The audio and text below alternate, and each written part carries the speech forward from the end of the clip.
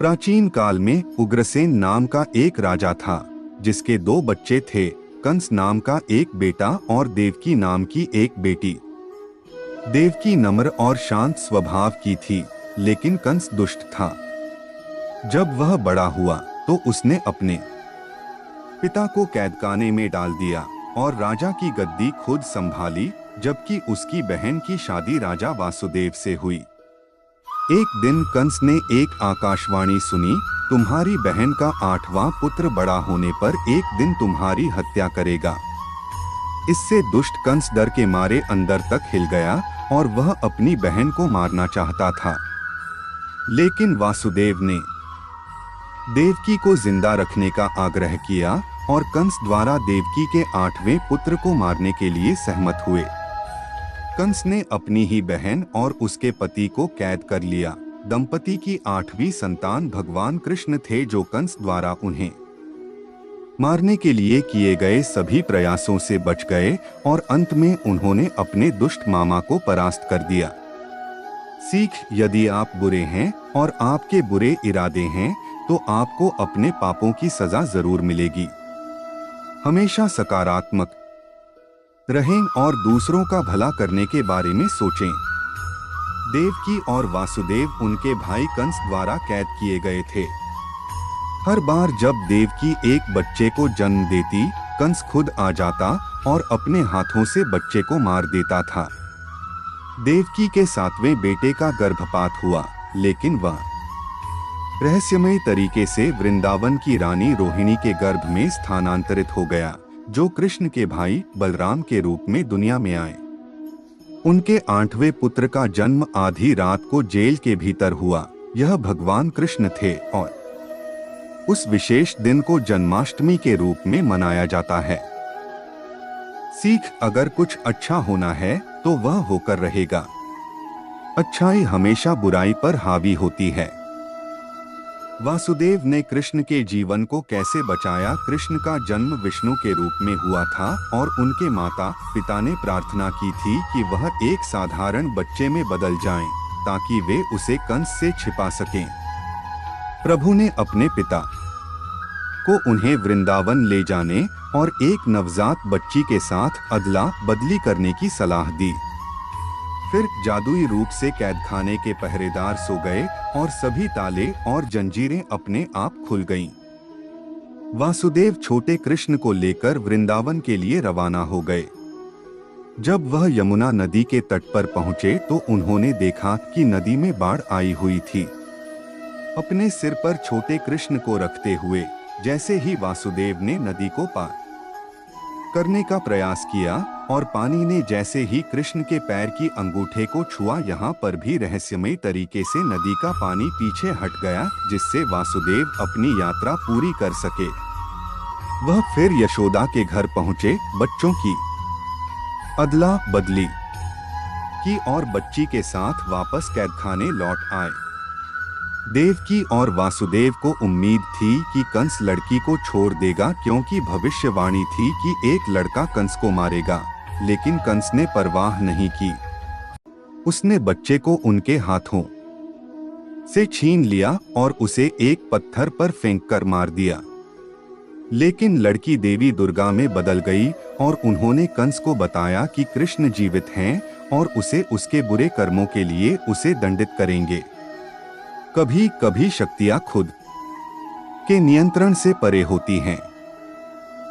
यदि आपके केवल बुरे इरादे हैं तो आप कभी भी सफल नहीं होंगे। कृष्ण के मामा कंस उसे मारने के लिए बेताब थे, इसलिए उन्होंने पुतना नामक एक राक्षसी को यह कार्य सौंपा। राक्षसी ने एक सुंदर महिला का रूप धारण किया और उस कमरे में जा पहुंची जहां कृष्ण थे। उसने अपने स्तनों पर जहर लेपा हुआ था और कृष्ण को दूध पिलाने का अनुरोध किया। कृष्ण की मां को उसके असली इरादों का पता नहीं था और उन्होंने पुतना को दूध पिलाने की अनुमति दे दी।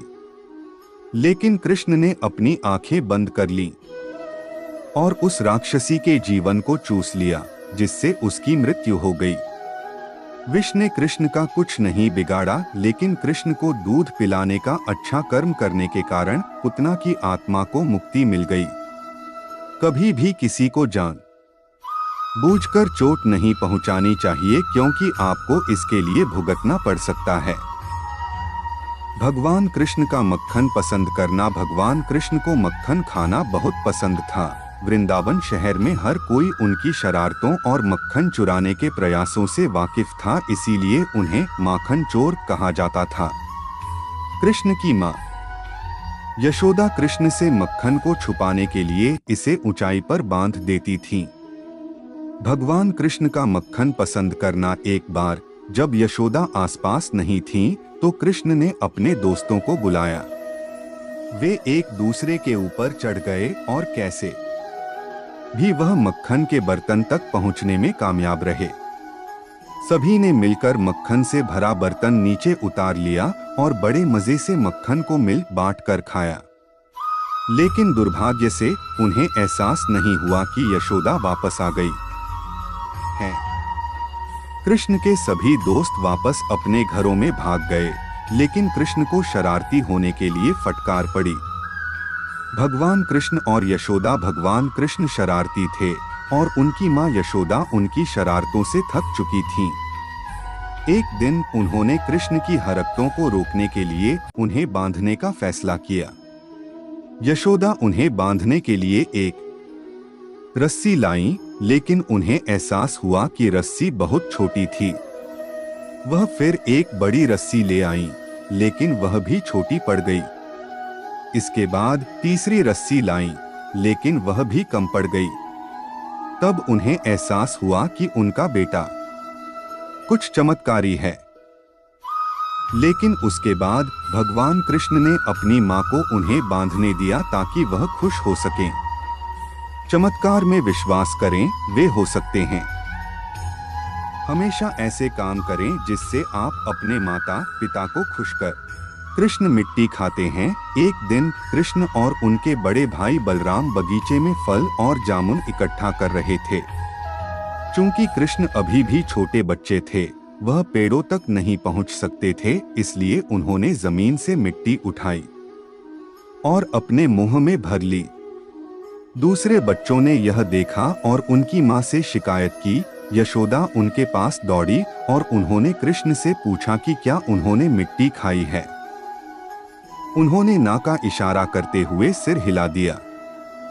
यशोदा ने कृष्ण से मुंह खोलने के लिए कहा, लेकिन वह इतना डर गए थे कि उन्होंने मुंह खोलने से इनकार कर दिया।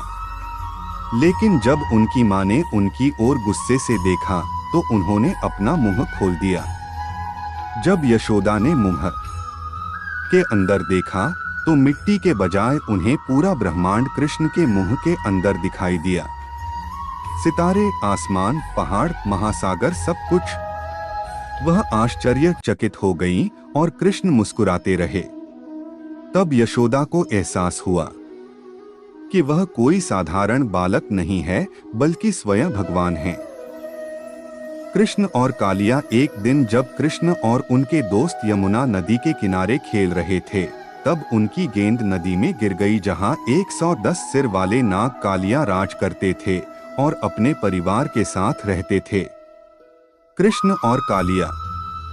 कृष्ण ने गेंद को पुनः प्राप्त करने के लिए गोता लगाया, लेकिन कालिया ने अपने जहर से पानी को जहरीला बनाना शुरू कर दिया। कृष्ण ने उसका सामना किया और उसे पानी को जहरीला न करने के लिए कहा, लेकिन कालिया ने मना कर दिया। तब कृष्ण उससे लड़े और उतने बड़े नाग को पराजित कर उसके सिर पर नृत्य करने लगे। उन्होंने सर्प को नदी छोड़ने और कभी वापस न आने का आदेश दिया। भगवान कृष्ण और अरिष्टासुर। एक दिन वृंदावन में एक विशाल बैल आया और उसने लोगों पर हमला करना शुरू कर दिया। किसी को नहीं पता था कि वह कहां से आया था और हर कोई अपनी जान बचाने के लिए इधर उधर दौड़ने लगा। वे फिर कृष्ण से मदद मांगने आए। जब कृष्ण बैल के आमने सामने आए, तो उन्हें समझ आया कि यह वास्तव में एक राक्षस है। लेकिन कृष्ण शक्तिशाली होने के कारण बैल से निपटने और उसके सींगों में छेद करने में कामयाब रहे। जब लड़ाई समाप्त हो गई, तो दानव ने बैल के शरीर को छोड़ दिया और प्रभु के सामने झुक गया। उसने बताया कि वह भगवान बृहस्पति का शिष्य था और उसे राक्षस बैल बनने का शाप दिया गया था क्योंकि वह अपने शिक्षक का सम्मान नहीं करता था।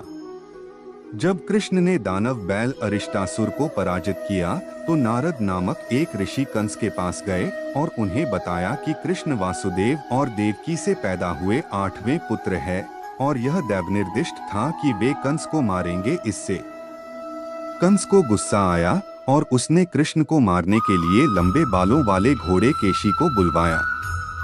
राक्षस कृष्ण को मारने की उम्मीद से वृंदावन के लोगों को डराने लगा, लेकिन कृष्ण उससे डरे नहीं। उन्होंने केशी को एक लड़ाई के लिए चुनौती दी और अपनी कोहनी से केशी के सभी दांत तोड़ डाले। कृष्ण ने तब राक्षस घोड़े का गला दबाकर उसे मृत्यु के घाट उतार दिया और उसके बाद कृष्ण को एक नया नाम दिया गया, केशव, जिसने केशी को मार दिया था। भगवान कृष्ण और भगवान ब्रह्मा ने एक बार कृष्ण पर एक चाल चलने का फैसला किया। उन्होंने कृष्ण के सभी दोस्तों से कहा कि वे गायों को ले जाएं और एक गुफा के अंदर छिप जाएं। जब कृष्ण को कोई नहीं मिला तो उन्होंने अपने सभी मित्रों के अवतार ले लिए और वृंदावन लौट आए। घबराकर और परेशान होकर भगवान ब्रह्मा जब वृंदावन आए तो कृष्ण को सभी के रूप में देखकर उन्होंने महसूस किया कि उन्हें कृष्ण की परीक्षा नहीं लेनी चाहिए थी। भगवान कृष्ण और पहाड़ी भगवान इंद्र बारिश के देवता हैं और इसीलिए सभी लोग समय पर वर्षा के लिए उनकी पूजा करते थे। लेकिन एक वर्ष भगवान कृष्ण ने सुझाव दिया कि ग्रामीणों को गोवर्धन पहाड़ी की पूजा करनी चाहिए। इससे भगवान इंद्र बहुत क्रोधित हो गए, इसलिए उन्होंने वृंदावन पर तूफान उठा दिया। लेकिन कृष्ण ने गोवर्धन पहाड़ी को एक उंगली पर उठाकर अपने लोगों की रक्षा की। इससे भगवान इंद्र को अपनी गलती का एहसास हुआ और उन्होंने कृष्ण से तूफान के लिए माफी मांगी। क्रोध में कभी भी कठोर निर्णय न लें, वे कभी फलदायी नहीं हो सकते हैं। कृष्ण और कामधेनु। एक दिन कामधेनु नामक एक गाय भगवान कृष्ण के पास पहुंची। कामधेनु ने कृष्ण से कहा कि वह देवलोक नामक स्थान से आई है, जो स्वर्ग का राज्य है। उसने कहा कि वह कृष्ण का राज्याभिषेक करना चाहती है। गाय ने स्वर्ग के पवित्र जल से भगवान को स्नान कराया और सभी प्राणियों की रक्षा करने के लिए उन्हें धन्यवाद भी दिया। उसके बाद भगवान इंद्र स्वयं ऐरावत के साथ प्रकट हुए और घोषणा की कि कृष्ण को गोविंदा के नाम से जाना जाएगा, जिसका अर्थ है पूरी दुनिया के इंद्र। सभी का सम्मान करना चाहिए, मनुष्य और जानवर दोनों का। कृष्ण और अघासुर। एक दिन जब कृष्ण अपने दोस्तों के साथ खेल रहे थे, वे एक पर्वत की गुफा में जा पहुंचे। उन्हें पता नहीं था कि यह गुफा राक्षसी पुतना के भाई दानव अघासुर का घर था। अघासुर ने कृष्ण और उनके दोस्तों को मारने के लिए एक विशालकाय सांप का रूप ले लिया। कृष्ण और उनके मित्रों को यह नहीं पता था कि अघासुर ने गुफा के प्रवेश द्वार के बराबर अपना मुंह खोल दिया है ताकि वे सब अंदर चले आएं और वह उन्हें खा सके। कृष्ण ने महसूस किया कि कुछ गलत है और उन्होंने खुद गुफा में प्रवेश करने का फैसला किया। यह सोचकर कि कृष्ण का अंत हो जाएगा, सभी राक्षस खुश हो गए और देवता परेशान हो गए। लेकिन गंधर्वों ने कृष्ण से विनती की, जो तब सब कुछ समझ चुके थे। विनती पर कृष्ण अपना आकार तब तक बड़ा करते गए जब तक उन्होंने दानव सांप को मौत के घाट नहीं उतार दिया। वे न्यायपसंद व्यक्ति थे और उन्होंने दानव की आत्मा को मुक्ति दी।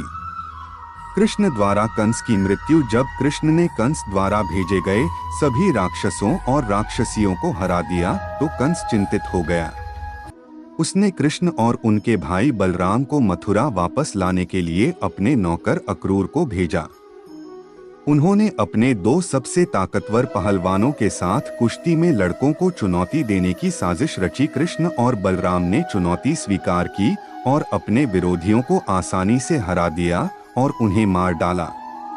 कृष्ण द्वारा कंस की मृत्यु यह सब देखकर कंस ने अपना आपा खो दिया और अपने सैनिकों को उन्हें राज्य से निकालने और वासुदेव व उग्रसेना को भी मार डालने का आदेश दिया। यह सुनकर कृष्ण कंस पर टूट पड़े और कंस के मुकुट को गिरा दिया और उसके बाल पकड़कर घसीटते हुए कुश्ती के अखाड़े तक ले गए। कंस यह साबित करने के लिए बेताब था कि वह एक बेहतर सेनानी है। उसने कृष्ण से लड़ने की चुनौती स्वीकार कर ली। कृष्ण ने उसे एक जोर से मुक्का मारा और कंस की मृत्यु हो गई। यह देखकर कंस के 8 भाइयों ने उन पर हमला किया, लेकिन बलराम ने अकेले ही अपनी गदा से उन सभी को मार डाला। कृष्ण तब अपने जन्म देने वाले माता पिता देवकी और वासुदेव से मिले। सीख सच्चाई और अच्छाई की हमेशा जीत होती है। ऐसी कई कहानियां बच्चों को बहुमूल्य बातें सिखाने के लिए ज्ञान का भंडार हैं। अपने नन्हे मुन्ने बच्चों के साथ कहानियों की दुनिया में अपनी यात्रा शुरू करें और उन्हें एक अच्छे जीवन व दृढ़ संबंधों को बनाने के लिए अपना रास्ता खोजने में मदद करें।